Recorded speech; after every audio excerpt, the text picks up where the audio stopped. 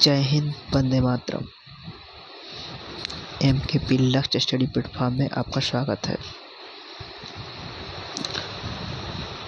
आज हम आपके लिए लेकर आए हैं महत्वपूर्ण टॉपिक हिंदी व्याकरण। तो चलिए हम क्लास को स्टार्ट करते हैं। पहले तो हम बात कर लेते हैं हिंदी, क्योंकि व्याकरण जो है हिंदी के अंतर्गत आता है। तो हिंदी जो है हमें हिंदी शब्द जो है हमें ईरानियों ने दिया है। किसने दिया है? ईरानियों ने।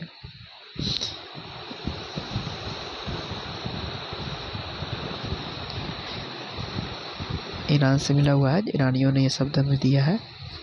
अब आगे चलते हैं, व्याकरण की बात करते हैं। तो व्याकरण वह विद्या है जिसके माध्यम से हमें शुद्ध बोलना, शुद्ध लिखना, शुद्ध पढ़ना आ जाए, उसे व्याकरण कहते हैं। आगे चलते हैं हम। वर्णमाला जो है हिंदी व्याकरण का जो पहला चैप्टर है वो होता है, पहला है वर्णमाला। तो वर्णमाला कहते किसे देखते हैं हम कि वर्णों के व्यवस्थित क्रम को वर्णमाला कहते हैं, या फिर अगर हम सरल भाषा में और कहें तो वर्णों के समूह को वर्णमाला कहते हैं। ठीक है। तो उदाहरण में देखा जाए तो जिस तरीके से एक औरत मोतियों को एक धागे में माला बनाकर पहनती है तो उसे मोतियों की माला कहते हैं। उसी तरह जो वर्णों के व्यवस्थित क्रम है या वर्णों का जो समूह है वो वर्णमाला कहलाता है। आगे चलते हैं हम वर्ण। अब वर्ण की बात करते हैं। जिसके टुकड़े नहीं किए जा सकते या जिन ध्वनियों के टुकड़े नहीं किए जा सकते उन्हें वर्ण कहते हैं। ठीक है। अब वर्ण की बात कर दी जाए तो हिंदी में कुल 52 वर्ण होते हैं। कितने वर्ण होते हैं? आपके 52 वर्ण होते हैं। 52 वर्ण होते हैं और ये आपके देवनागरी लिपि में लिखा जाता है। कौन सी लिपि में? देवनागरी लिपि में।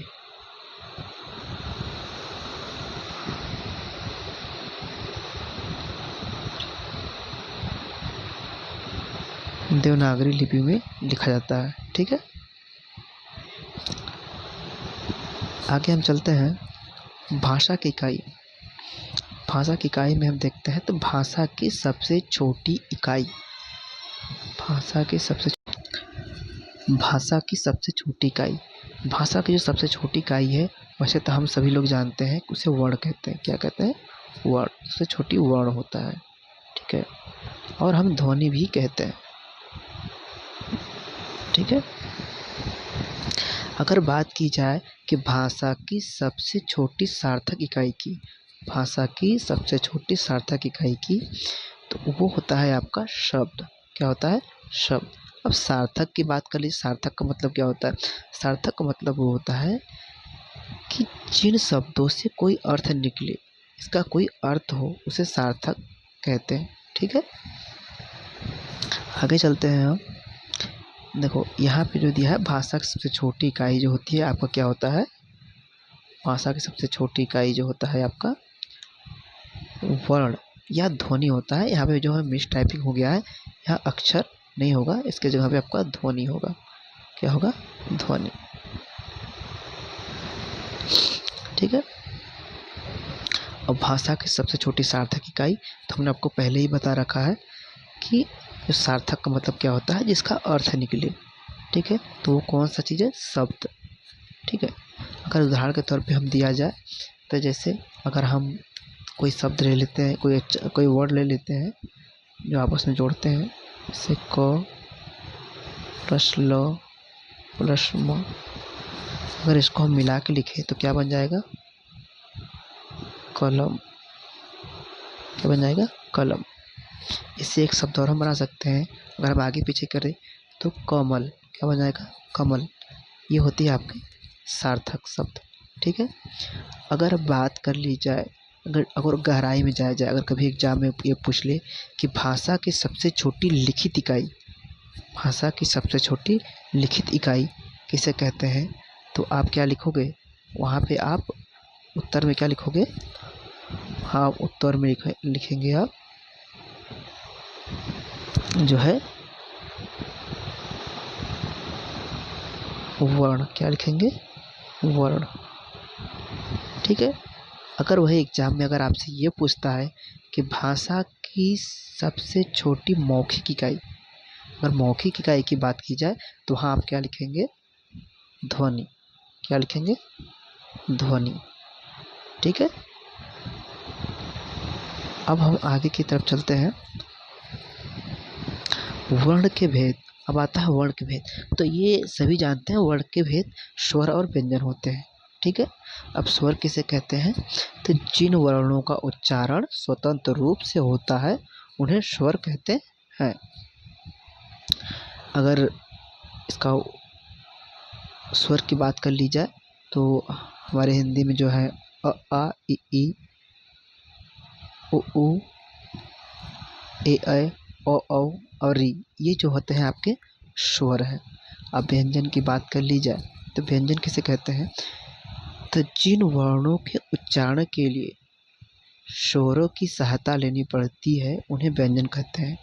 अर्थात कि जिनका उच्चारण करने के लिए, जिसे बोलने के लिए हमें स्वर की सहायता लेनी पड़ जाए उन्हें व्यंजन कहते हैं। ठीक है। देखो यहाँ पे दिया भी गया है कि स्वर, जिन वर्णों का उच्चारण स्वतंत्र रूप से होता है उन्हें स्वर कहते हैं। उदाहरण में जो है आपका यहाँ पे दिया है कि अ आ इ ई उ ऊ ए ऐ ओ औ और री। ठीक है। ये क्या है? आपके स्वर। ठीक है। आगे चलते हैं। वर्ण के भेद। वर्ण के भेद।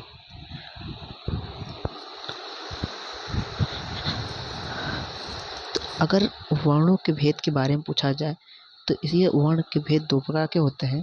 पहला होता है आपका लिखने के आधार पर, दूसरा होता है उच्चारण के आधार पर। अगर आपसे एग्जाम में ये पूछा जाए कि वर्णों के भेद जो है लिखने के आधार पर स्वरों की संख्या, अगर स्वर की बात की जाए तो लिखने के आधार पर जो स्वरों की संख्या होती है, सबसे पहले हम आओ काउंटिंग कर लेते हैं, गिन लेते हैं कितने हैं। 1 2 3 4 5 6 7 8 9 10 11। कितने हैं? 11। कितने होते हैं? 11।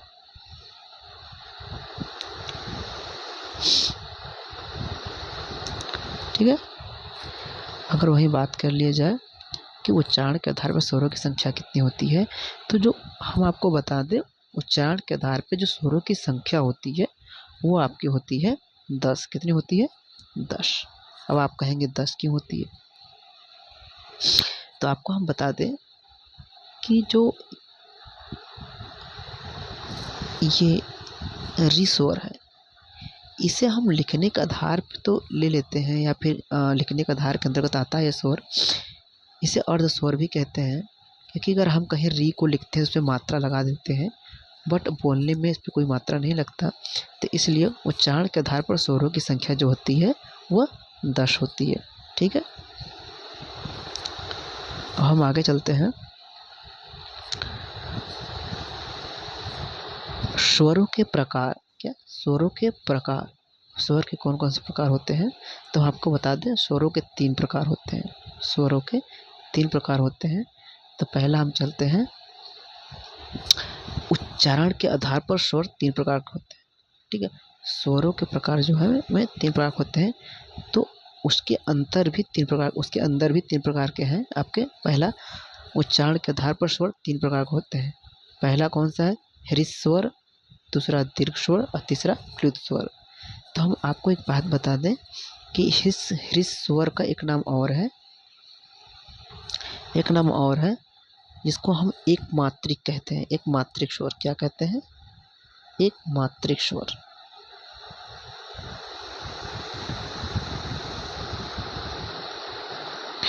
एक मात्रिक स्वर कहते हैं।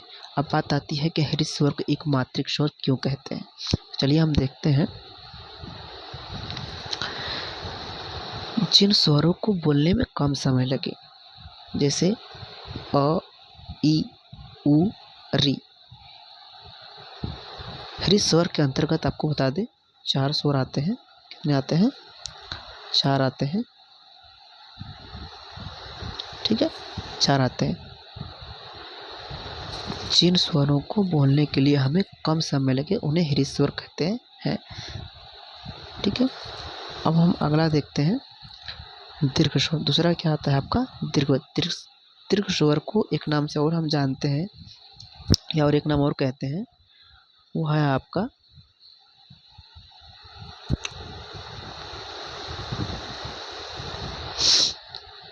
द्विमात्रिक।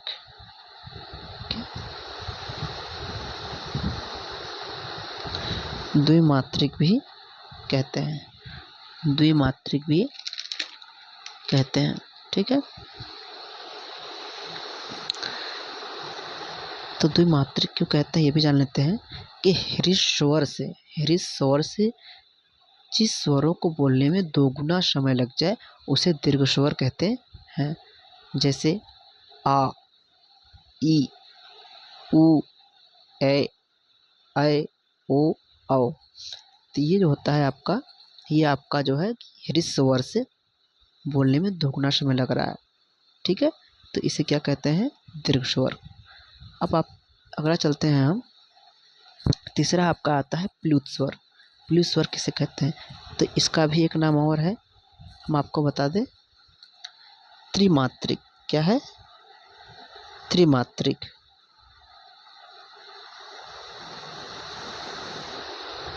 त्रिमात्रिक स्वर भी कहते हैं। अब त्रिमात्रिक स्वर क्यों कहते हैं ये भी देख लेते हैं। जिस स्वर को उच्चारण में हृदय स्वर की अपेक्षा 3 गुना ज़्यादा समय लग जाए उसे प्लुत स्वर कहते हैं। प्लुत स्वर कहते हैं। जैसे बाप रे, बाप रे, इसको बोलने में हृदय स्वर से 3 गुना ज़्यादा समय लग रहा है, इसलिए यहाँ पे क्या है? ये प्लुत स्वर। रोना, गाना, ये सब किसके अंतर्गत आते हैं? आपके प्लुत स्वर के अंतर्गत आते हैं। हम आपको बता दें, कभी कभी जो होता है कि एग्जाम में हृदय स्वर को मूल स्वर के भी नाम से पूछा जाता है। ठीक है, मूल स्वर भी कहते हैं, इसको मूल स्वर भी कहते हैं। ठीक है, अगला हम चलते हैं अब दूसरे नंबर पे देखते हैं। दूसरा आता है आपका जीभ के प्रयोग के आधार पर स्वर 3 प्रकार के होते हैं। ठीक है, जीभ के प्रयोग के आधार पे स्वर 3 प्रकार के होते हैं। तो हम आपके बता दें, जीभ के आपके 3 भाग होते हैं। पहला होता है अग्र, दूसरा होता है मध्य, तीसरा होता है पश्च। ठीक है, तो अग्र मतलब होता है जो आगे की भाग, जीभ के जो आगे की भाग। ठीक है, तो जिन स्वरों को बोलने के लिए जीभ के अग्र भाग सक्रिय हो, मतलब जिस सहायता लेनी पड़े, जीभ के जिस भाग की सहायता लेनी पड़े, तो उसे अग्र स्वर में जो होता क्या है, जीभ के आगे वाले भाग से हम कौन कौन से स्वर बोलते हैं? ई, ई, ए, ऐ। ठीक है, तो ये जो अग्र स्वर के अंतर्गत क्या आते हैं? आपके 4 होते हैं। कितने होते हैं? 4। तो ये जो 4 स्वर हैं, इसे बोलने के लिए हमें जीभ का अग्र भाग का यूज करना पड़ता है, इसलिए इसे अग्र स्वर भी कहते हैं। ठीक है, अब आता है मध्य स्वर। आपको बता दें, सबसे ज़्यादा प्रश्न इसी से पूछा जाता है एग्जाम में कि मध्य स्वर कितने होते हैं। ठीक है, तो हम आपको बताते हैं मध्य स्वर जो होता है जीभ के आधार पर जो है आपका, तो मध्य भाग जो होता है जीभ का, जिसे हम कोई टॉफ़ी खाते हैं, जीभ के जिस भाग पे हम टॉफ़ी रखते हैं या कोई चूरन वूरन रखते हैं, तो जो बीच वाला भाग होता है उसे कहते हैं मध्य। ठीक है, तो जीभ के जो मध्य भाग है उस भाग के प्रयोग से या सक्रिय से जो हम स्वर उच्चारण करते हैं, जिस स्वर को उच्चारण करते हैं उसे मध्य स्वर कहते हैं। जैसे अ, तो अ का उच्चारण करने के लिए हमें जीभ के मध्य भाग का प्रयोग करना पड़ रहा है, इसलिए इसे मध्य स्वर कहते हैं, क्या कहते हैं, मध्य स्वर। इसकी संख्या जो होती है कितनी होती है आपकी, एक होती है। कितनी होती है, एक। ठीक है। अगला आता है आपका पश्च स्वर।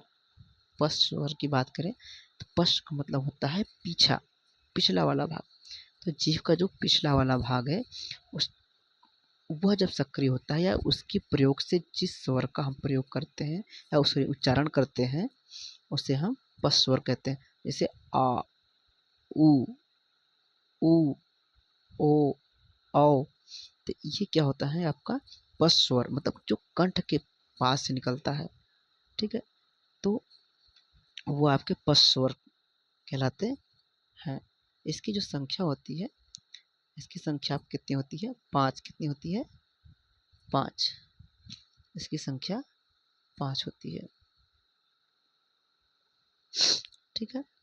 इसी तरीके से जो पिछले हैं,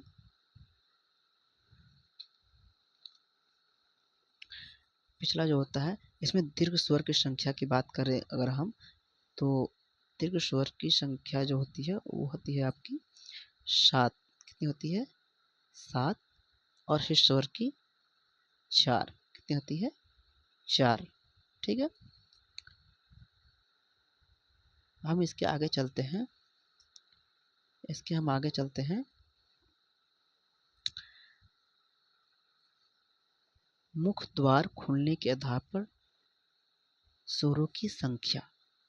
मुख द्वार खुलने के आधार पर स्वरों की संख्या। तो हम आपको बता दें कि मुख द्वार खुलने के आधार पर स्वर की संख्या 4 होती है। कितनी होती है, 4 होती है।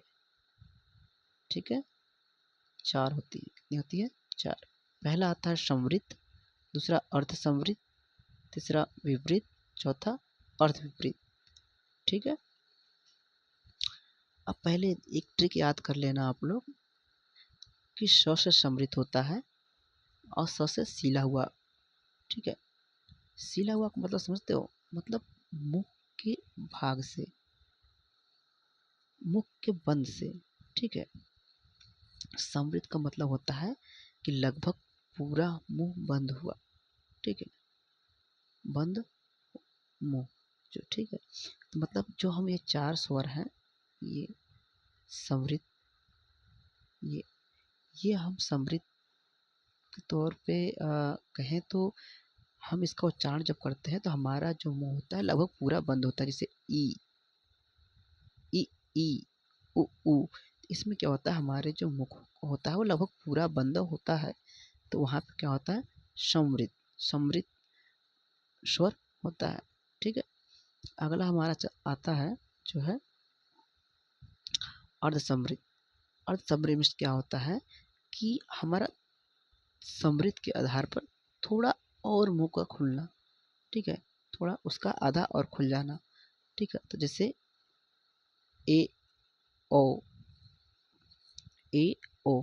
तो इसे हम बोलने के लिए करते हैं, हमारे मुंह जो होता है थोड़ा सा और खुल जाता है, थोड़ा सा और खुल जाता है। तो जहाँ पे जिन स्वरों को उच्चारण के लिए हमें समृद्ध से लगभग थोड़ा और मुख खोलना पड़े, वहाँ पे अर्ध समृद्ध स्वर होता है।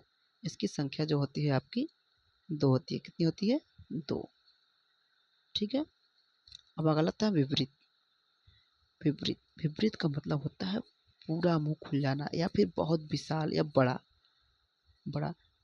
विपरीत, जहाँ पे जिस स्वर को बोलने के लिए हमें लगभग पूरा मुंह खोलना पड़ जाए वहाँ पे विपरीत स्वर होता है। जैसे आ का उच्चारण करने के लिए हमारे मुख को लगभग पूरा खोलना पड़ता है। ठीक है। तो आ कौन सा स्वर है, विपरीत स्वर। कौन सा स्वर है आपका, विपरीत स्वर। इसकी संख्या कितनी होती है, 1। ठीक है। अब अगला आपका आता है अर्ध विपरीत। अब विपरीत का मतलब ये होता है जिन स्वरों को उच्चारण के लिए हमें विपरीत की अपेक्षा आधा खोलना पड़े, वहाँ पे अर्ध विपरीत स्वर होता है। जैसे ऐ, औ। ठीक है। तो ये ऐ और औ स्वर को उच्चारण करने के लिए हमें आधे मुख को खोलना पड़ा, दोस्तों यहाँ पे अर्धविपरीत स्वर है, इसकी संख्या आपकी 2 है। कितनी है? 2। ठीक है दोस्तों, आगे चलते हैं। तो दोस्तों आज का जो सेशन है यहीं पे ख़त्म होता है। ठीक है, इसके बाद इसके आगे का चैप्टर हम नेक्स्ट वीडियो में लेकर आएंगे। अगर आपको वीडियो अच्छा लगे तो लाइक करें, शेयर करें। अगर आपके मन में कोई प्रश्न रह जाता है तो आप कमेंट करें, हम उसका सलूशन जरूर करेंगे। ठीक है, हम आपकी परेशानी या आपकी प्रॉब्लम्स को दूर करने की पूरी कोशिश करेंगे। ठीक है दोस्तों, वीडियो अच्छी लगे तो उसे लाइक करें, शेयर करें, चैनल को सब्सक्राइब करें। ठीक है, धन्यवाद।